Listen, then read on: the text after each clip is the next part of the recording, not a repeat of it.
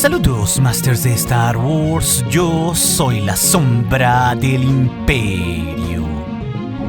La sombra del Imperio. Es día de preguntas del día y como cada semana, Master, resolveremos 5 cuestionamientos que me dejaron aquí en YouTube y en el Patreon, siendo la que titula el video sumándonos al movimiento de Battlefront 3 sobre qué tan probable es que el Battlefront 3 como videojuego se haga una realidad, la quinta pregunta más importante y final en este video junto con otras. Así que si tú dejaste comentario aquí en YouTube en Patreon en este video, recuerda que siempre recibirás una respuesta personal mía a una pregunta si tienes un rango sí de los 4 que tengo en Patreon o aquí también en YouTube como un miembro del canal, sino que también recibirás emojis personalizados o aparecerás en los créditos o leeremos tus comentarios en vivo en el show de la sombra o podrás entrar en nuestros directos exclusivos para miembros o también ver los archivos de estos, al igual que entrar en nuestras rifas de coleccionables o al grupo de Telegram. Y de paso nos apoyarás a concretar todos los números del Comic Fan Story de la Sombra del Imperio y solo los miembros tienen actualizaciones. No se olviden que esta novela gráfica ligada a Vader de 5 números se publicará gratuitamente en este canal cuando está terminada y ya casi tenemos 2 de 5. El enlace como siempre estará en la descripción del video. Es así que nuestra primera pregunta, el Master Darth Atros nos cuestiona: ¿Luthen Rael y Saw Gerrera recibieron algún tipo de reconocimiento tras la caída del Imperio o simplemente fueron olvidados?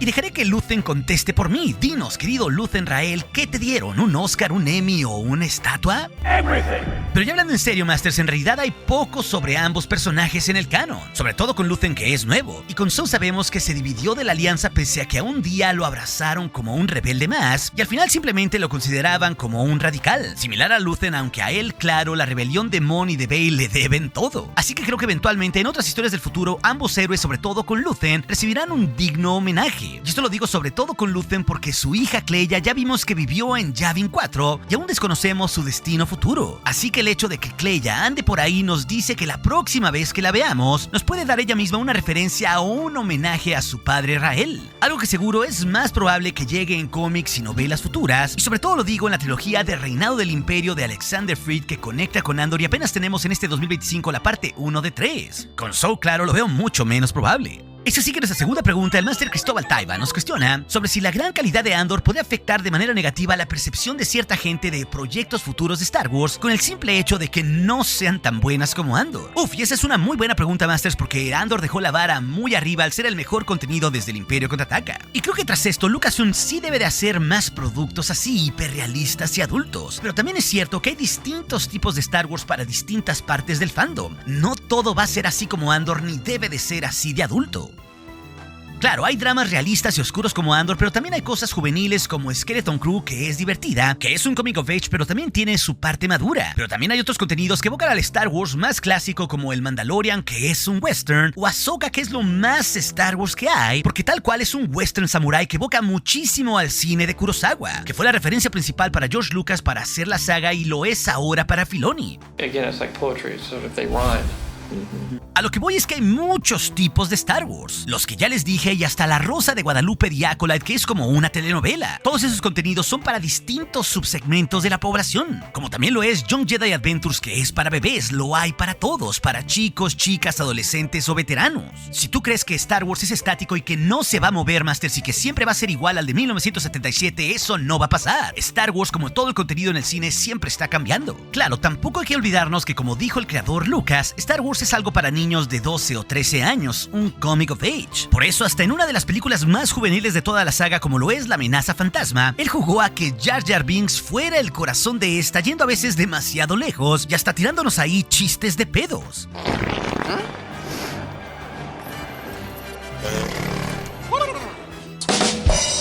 Así que siempre habrá muchos tipos de Star Wars y hasta con distintos humores. Y entiendo también, Masters, que siempre habrá el típico fan mamador pseudo snob que solo quiera productos oscuros tipo Andor, que todo sea cine francés. Claro, debo de reconocer que a veces habrá alguna cosa que sí sea así adulta como Andor o Rogue One, pero no todo será así ni debe de ser así. Habrá Star Wars de todo tipo. Y claro, también habrá parte del fandom que no siempre le guste Favreau, Filoni, Famuyiwa, Bryce Dallas Howard u otros creadores de Star Wars, pero habrá otro sector del fandom que siempre los adoraremos. Así que hay que considerar que de cara al futuro siempre habrá Star Wars con distintos tonos, caras o subgéneros cinematográficos. Esto porque el mismo fandom de Star Wars, nosotros mismos, somos muy diversos entre sí. Es así que nuestra tercera pregunta, el Master Hypernov nos cuestiona: ¿cuál es la historia de origen de Rogue One como película? Sobre todo los sucesos que llevaron a John Knoll a crearla.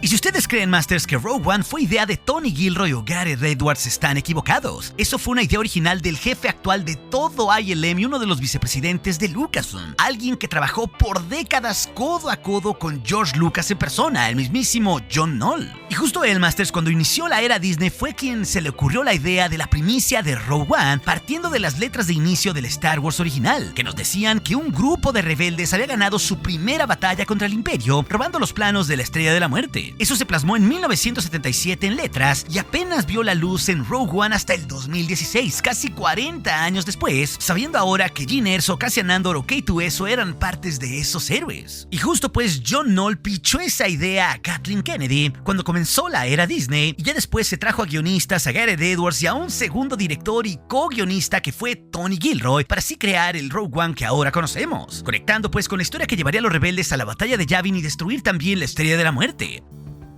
Así que la idea de Knoll sería la precuela del episodio 4, pero claro, sabemos que después Gilroy haría una precuela de Andor, lo que ahora es la precuela de Rogue One. Así que esa es la historia de origen de la cinta de Rogue One. ¡Qué tierna historia! Esa sigue nuestra cuarta pregunta. El miembro del canal y aprendiz Sith Roman Kraken nos cuestiona: ¿tras Andor puede cambiar la forma de estrenar las series como Ahsoka o Maul? Y yo creo que sí, Masters. El contenido en Hollywood ahora mismo es muy líquido. Sobre todo creo que Andor ya abrió la caja de Pandora para que Star Wars y sobre todo los contenidos de Disney Plus, incluido Marvel, puedan estrenarse ya no forzosamente de un capítulo por semana, sino con cosas dobles o triples. Este próximo junio también lo hará Ironheart, que estrenará 3 capítulos en una semana y otros 3 capítulos y se acaba toda la serie. Claro, también dependerá cómo este contenido esté pensado o qué tanto hype generará. Seguro Disney estirará cierto contenido que es muy popular, como siempre lo hicieron con el Mandalorian, que jamás hicieron estrenos dobles ahí. Pero también hay que considerar que Andor 2 estaba pensado en arcos de 3 episodios en 4 películas. Por eso hacía sentido el estreno de todo de golpe en 4 semanas. Pero también hay que reconocer que algo parecido hizo Disney con Marvel y Daredevil, que antes estrenaron 2 de golpe y luego 1 por semana y luego 2 a la mitad y luego así 1 hasta el final. Y también con las cosas animadas que tienen menos rating son más agresivos. Pero también incluso a la prensa cada vez han sido más abiertos en enseñar más cosas como un previo, como hacen otros grandes estudios que casi enseñan todo como HBO o Warner. Así que creo que aunque los estrenos y las cosas del streaming son muy líquidas y cambiantes, Disney va a ser mucho más agresivo en la forma de estrenar ciertas series como Maul Shadow Lord o Ahsoka temporada 2 el próximo año, sobre todo para competirle a gigantes de streaming como lo es Netflix y a otras plataformas. Y quizás, siendo sincero, no nos tiren triples episodios como hicieron en Andor, pero sí creo que para la serie animada de Maul puede haber, por ejemplo, un estreno triple, una mitad de temporada doble y quizás un final también doble de temporada, similar a como lo hicieron en Bad Batch 3, que eso hacen para una serie de 16 capítulos animadas que no dura 16 semanas con un capítulo en cada una, sino más bien unas 8 porque a veces tiran varios capítulos. Y para Ahsoka creo que sí habrá, por ejemplo, un estreno doble, y la serie puede beneficiarse si hacen un final doble o algo por el estilo también a mitad de temporada. Creo que es perfectamente posible, pero creo que habrá pocos capítulos dobles en Ahsoka. Sobre todo porque Ahsoka creo que es el contenido más protegido de spoilers de todo Star Wars y tiene un montón de cosas secretas porque es una serie de Dave Filoni y ya sabemos que es un experto en esconder cosas jugosas como antes lo hizo con Luke, con Thrawn o con Anakin. Así que creo que sí, de ahora en adelante Star Wars será un poco más agresivo en su forma de estrenar en el streaming para no alargarlo tanto por tantas semanas. Será, digamos, un poquitín más agresivo, pero tampoco será todo de golpe como pasa en Netflix. Es así que nuestra pregunta final, que titula el video el Master Henderson Alvarado, nos cuestiona: ¿qué tan probable es que Battlefront 3 se haga en realidad? Y este tema es fascinante, Masters, porque sabemos que toda la comunidad mundial de Star Wars revivimos Battlefront 2 los últimos días en un gran movimiento, llegando el pasado 25 de mayo hacia el 48 aniversario de la saga, justo hasta los 330,000 usuarios diarios en la plataforma, sumados claro PC, Nintendo, Xbox y PlayStation. Y esto fue pues para hacer una declaración hacia Lucasfilm y EA de que queremos que suceda Battlefront 3. Revivimos un juego que fue hecho hace 8 años, Masters. Pero también sabemos que Battlefront 3 lo empezaron a desarrollar unos años después de Battlefront 2 y lo dejaron empezado ese juego sin continuarlo. Y claro, también Battlefront 2 tuvo una historia muy complicada porque sus microtransacciones en cajas fueron odiadas por el fandom y EA tuvo que recular, quitándose esa fuente de ingreso, y quizás eso también contribuyó a que no se diera el Battlefront 3 hace más de un lustro. Claro, sabemos que en la antigüedad, ante el movimiento de revivir Battlefront 2 para pedir Battlefront 3, muchas figuras diversas se han sumado, y no solo de la comunidad que amamos Star Wars. Se sumaron medios, creadores de contenido y también hasta artistas, como los que hicieron este bello póster que vemos en pantalla, que es el Master Guille GFX y también Venture Pictures y Tillian Creative. sino también actores como Janina Gavankar, que es Aiden Versio, y también el actor de su padre en el videojuego, Garrick Versio. Y a esto se sumaron muchos veteranos que desarrollaron Battlefront, entre ellos el productor asociado Mats Hellsholm, que muchos de los veteranos están deseosos a que se junte la vieja banda que hizo los videojuegos de Battlefront. Pero la pregunta del millón aquí sobre este videojuego es si esto solo es un deseo del fandom o qué tan realista en realidad es que se haga Battlefront 3. Pues aquí tenemos que desdoblar esto, Masters, con datos contundentes que desde mi manera de pensar no son tan alentadores.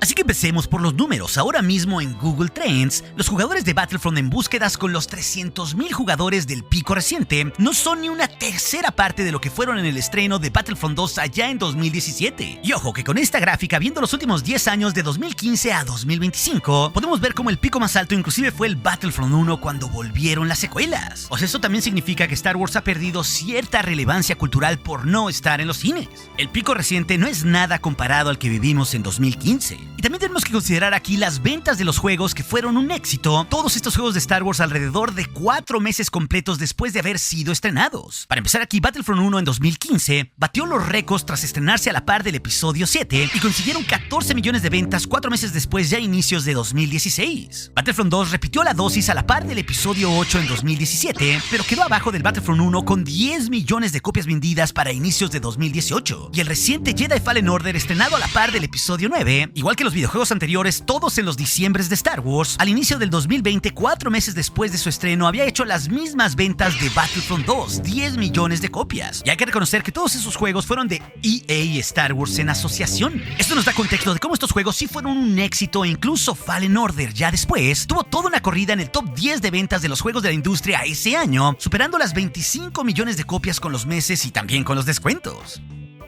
Pero también hay que reconocer que los juegos que la rompen hoy en día, como por ejemplo pasó con Wukong, con la mano en la cintura llegan a esas cifras de 25 millones de copias. En realidad en la industria hay muy pocos títulos que lleguen a esos números. Star Wars necesita de que haya películas para tener mayor relevancia cultural. Por eso hacer un videojuego es un hiper riesgo, como nos demostró en el 2024 el Outlaws de Ubisoft, que con mucho trabajo, tras 4 meses de lanzamiento, llegó a 5.5 millones de copias. Ese juego sí fracasó en ventas porque tenían proyectadas 10 millones. Y eso que el juego sí está chido, Masters, pero no generó el suficiente hype. Tiene que haber una combinación de varios factores sumándose a que haya películas y una temporada de Star Wars como la que vivimos ahora mismo con Andor. Pero esto se suma a que el contexto actual de la industria de los videojuegos para nada es alentador, Masters. Todo lo contrario. La industria es una burbuja gigante que tiene precios carísimos en los videojuegos y consolas que cada vez son más incosteables. Por eso hacer un videojuego AAA como Battlefront requiere por lo menos 5 años de trabajo, porque también la industria de los videojuegos es mucho más grande que toda la industria del cine y la industria musical sumada hoy en día. Y también los recientes socios de los videojuegos de Lucasfilm están en crisis. Solo Ubisoft recientemente tuvo el precio de acción más bajo en su historia en años. Y lo mismo pasa ahora mismo con EA, que ha tenido despidos masivos y está en crisis. De hecho, ahora mismo EA se está contrayendo, ya no están invirtiendo en más videojuegos riesgosos. Y curiosamente, esta misma semana se confirmó que EA canceló el videojuego de Marvel de Black Panther, cerrando el estudio que lo hacía, que era Cliffhanger Games. Y en un comunicado interno de EA, su dirigente Laura Miel indicó que la empresa en el corto plazo solo se va a enfocar a ciertos juegos que ya tienen en desarrollo, puras apuestas seguras. Entre ellos videojuegos como los Sims, Apex Legends, Mass Effect, Iron Man y claro, el único de Star Wars que están desarrollando ahora mismo EA, esto al lado del estudio Respawn, que es Star Wars Jedi Parte 3, el final de las historias de Cal Kestis. Vaya, la situación se ve terrible. A lo que voy con todo esto, Masters, es que los Battlefront, aunque son contenido licenciado de Lucasfilm y EA, son también una parte de EA. No nos olvidemos que los viejitos de las décadas del 2000 también fueron hechos por EA, como el Battlefront 2 de 2005, que fue hecho por Pandemic, que era una filial de EA. Ya no estamos en las viejas glorias de antes. O sea, el estado actual de EA, con despidos y crisis, sumado a tener cierto control compartido de la marca de Battlefront, deja mal parado que pueda darse un Battlefront 3, fuera de que sabemos que abortaron el plan hace unos años. Vaya, yo sinceramente veo muy difícil que Battlefront 3 vaya a ser hecho por EA, y digamos yo lo veo un 80% improbable, pero tampoco es que esto sea imposible, hay cierta posibilidad. Y esto lo digo con esperanza porque seguro ya hemos hecho ola suficiente en todo el fandom, reviviendo un juego de hace 8 años como lo es Battlefront 2, como para que ahora mismo Lucasfilm se dé cuenta que hay un fandom ahí ávido de un nuevo videojuego. Y ese nuevo videojuego lo puede hacer quien sea, ya no hay exclusividad, como sí pasó con EA por casi una década.